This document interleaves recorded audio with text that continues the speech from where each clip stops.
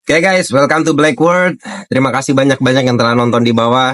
Mungkin banyak yang menyakiti hati dikarenakan emang gue ngomong apa adanya dan sesuai dengan referensi ya. Dan hari ini kita bakal ngomongin wasilah terbaik dibandingkan kuburan dan tulang. Oke, seperti biasa gue akan bahas 3 poin aja, nggak usah banyak-banyak, yaitu referensi, wasilah terbaik, dan conclusion. Oke guys, kita ke poin pertama.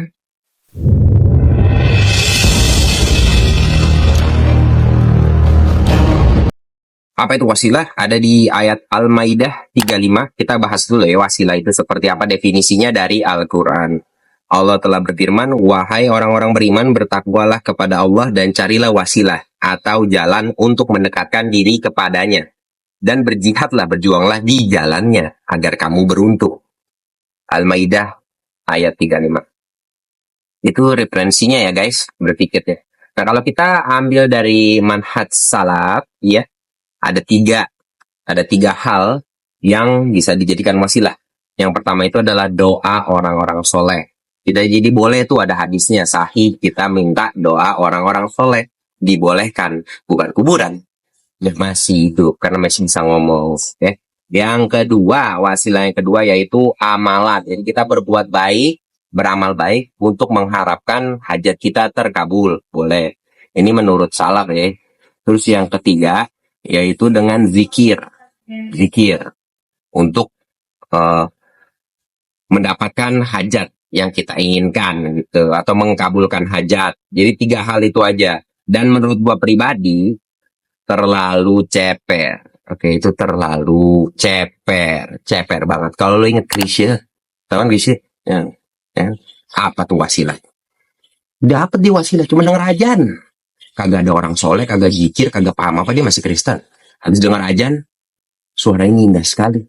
Dia masuk Islam. Jadi wasilahnya terlalu rendah kalau menurut manhaj salaf, cuma 3 itu.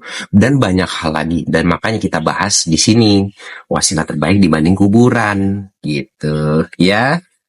Dan referensi kedua.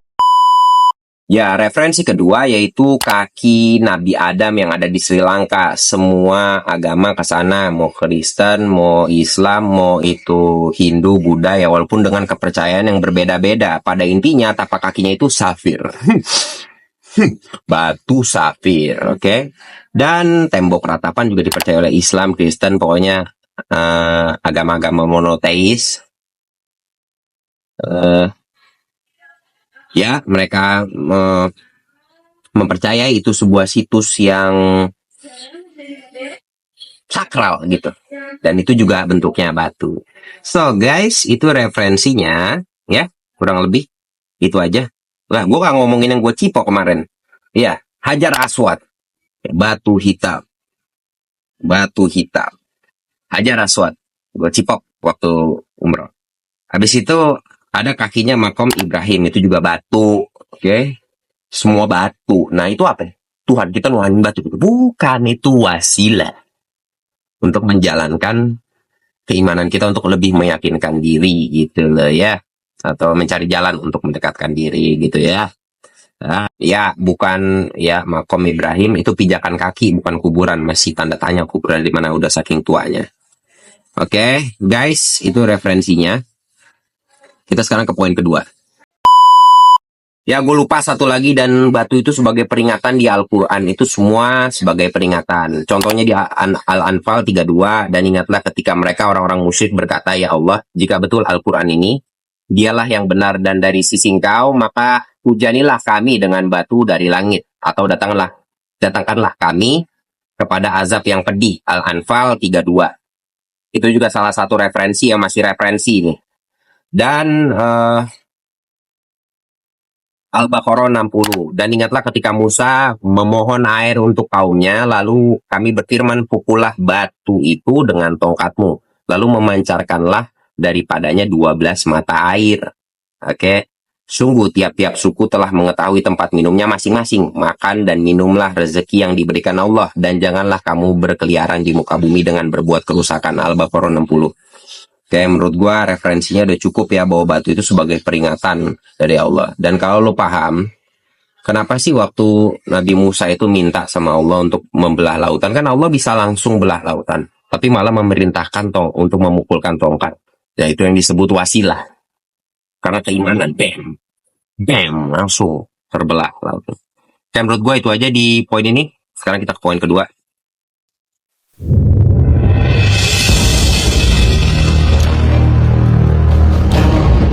Ya, poin kedua, wasilah terbaik. Menurut gue pribadi, dari referensi tadi semuanya batu. Ya. Nah, kita lihat di video ini dulu. Dr. Emoto has conducted another interesting experiment. He placed rice into 3 glass beakers and covered it with water. And then every day for a month, he said, "Thank you" to one beaker, "You're an idiot" to the second, and the third one he completely ignored. After 1 month, the rice that had been thanked began to ferment, giving off a strong, pleasant aroma. The rice in the second beaker turned black, and the rice that was ignored began to rot. Dr. Emoto thinks that this experiment provides an important lesson, especially with regard to how we treat children. We should take care of them, give them attention, and converse with them. Indifference does the greatest harm. Oke. Di video tadi menggambarkan nasi yang dikasih kata-kata positif sama nasi yang dikasih kata negatif, dan nasi yang didiemin. Itu nasi yang diberikan kata positif itu mendapatkan kekuatan. Padahal bukan bismillahirrahmanirrahim, pakai bahasa Jepang. Tung tung hayaha. Gitu. Langsung kuat. Nah, artinya kata-kata positif itu sangat berefek terhadap sesuatu.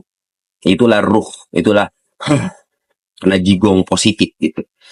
Nah, sekarang coba bisa bayangkan itu diaplikasikan dengan kata-kata atau kalamullah seperti bismillahirrahmanirrahim atau kata-kata asmaul husna ke sebuah benda yang memang sudah benda itu tua gitu loh.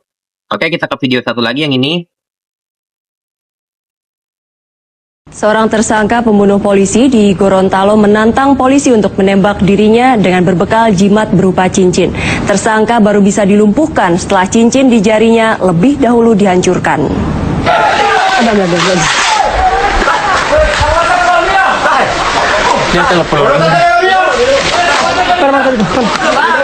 Dikepung puluhan polisi bersenjata lengkap tidak membuat gentar lelaki parubaya bernama Tarsan ini.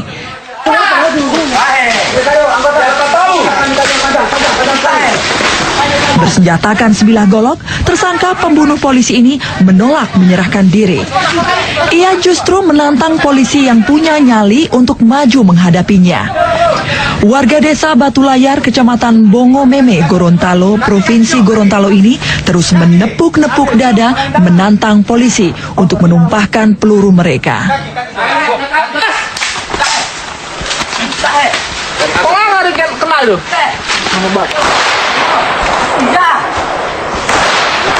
Tertantang untuk membuktikan kekebalan Tarsan, polisi mulai mengarahkan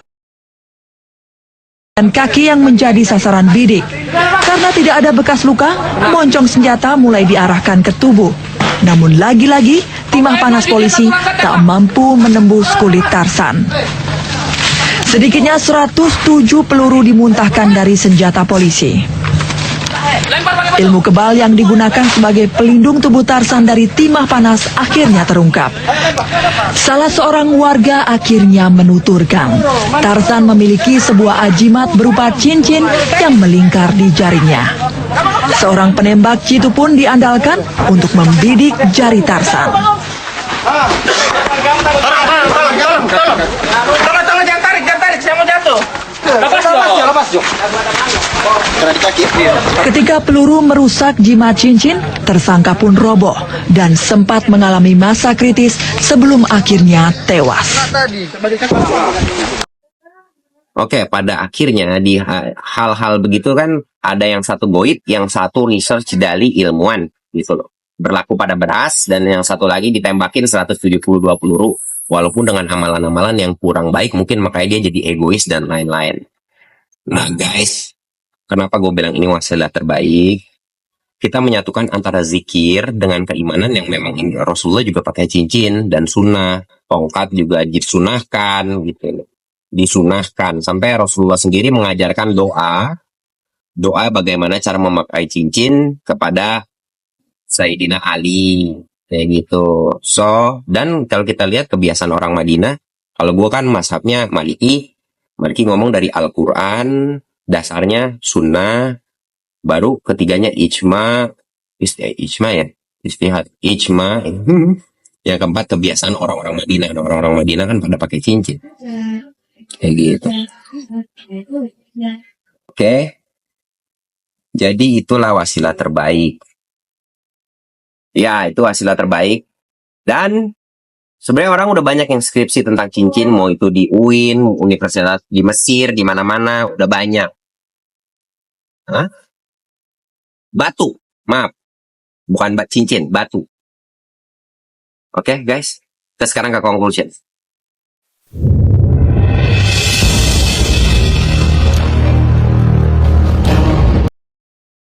Ya, ke conclusion. Jadi di conclusionnya simple aja.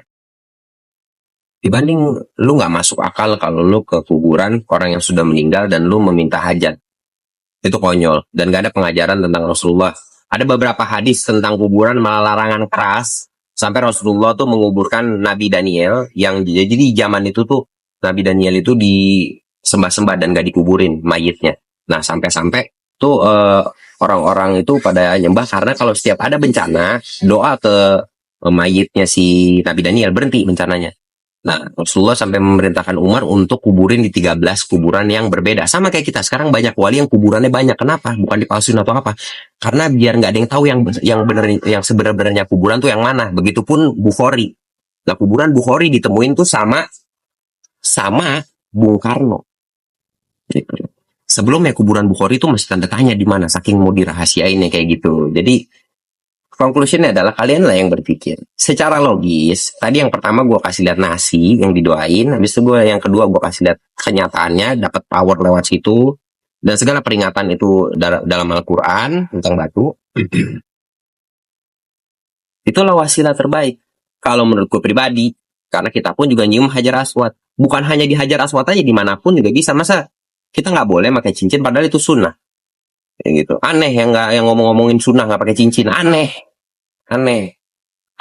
gitu ya. Gue tahu mungkin keterbatasan orang cara berpikirnya malah jadi menuhankan atau menduakan. Guys, jangan sampai menduakan. Ini kekuatannya dari Allah juga, jadi jangan dituhan-tuhanin. Itu sih pesan gue. Dan oke, secara logika itu sebenarnya masih banyak lagi hal yang bisa gue sampaikan, tapi segitunya menurut gue cukup. Ya kalau lu lebih milih tulang dibanding batu, ya berarti besok-besok lu ciumnya kuburan. Banyak sih emang udah nyium kuburan. Banyak juga yang udah berdoa di kuburan. Ya itu sih masukan gue yang masuk akal. Kalau kita ke kuburan tuh sunnahnya adalah mendoakan untuk kemaslahatan atau kemudahan atau diampuni dosa-dosanya. Bukan untuk meminta hajat. Menurut gue itu aja guys. Udah ajan. Dan jangan lupa untuk subscribe. Kalau konten ini bermanfaat. Lagi banyak pikiran lu. Oke, itu aja. Assalamualaikum warahmatullahi wabarakatuh. See you in the next video. Bye.